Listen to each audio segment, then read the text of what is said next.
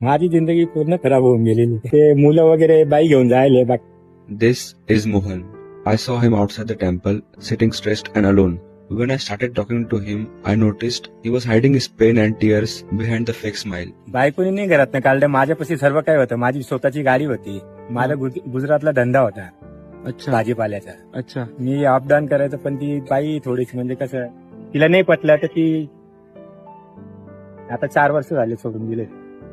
आणि पोरांना पण घेऊन गेले सोबत. पोरांना मी भेटायचो, आता पण भेटून आलो. आता माझ्यापाशीच होता मुलगा माझ्यावाला. अच्छा.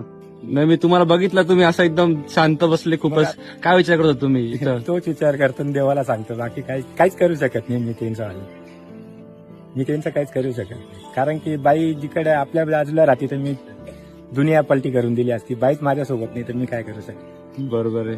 माझं पूर्ण घरदारू जास्त होऊन गेली. तुमच्या आयुष्यात सगळ्यात आनंदाची गोष्ट काय होती बरं? माझ्या आयुष्यामध्ये सर्वात आनंदाची गोष्ट फक्त माझ्या आई वडील आहे. बाकी काहीच मी त्यांच्यासाठी सरळ सोडून. माझ्या आईने मला भरपूर केले.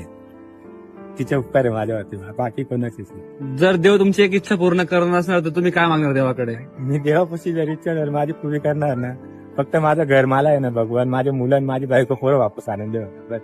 बाकी काही नाही. माझा सुखाचा संसार झाला ना, मी माझ्या आई बापांना मी दुनिया सोडून देईन. जर तुमचा हा व्हिडिओ तुमच्या मुलांपर्यंत पोहोचला तर तुम्ही त्यांना काय संदेश देणार या व्हिडिओ मधनं? त्यांना एवढा संदेश देतो का ते मम्मी पशी पण आहे ना, का चांगलं शिकवा. फक्त लक्षात ठेवा की मी त्यांचा पप्पा आहे, बस एवढं काहीच.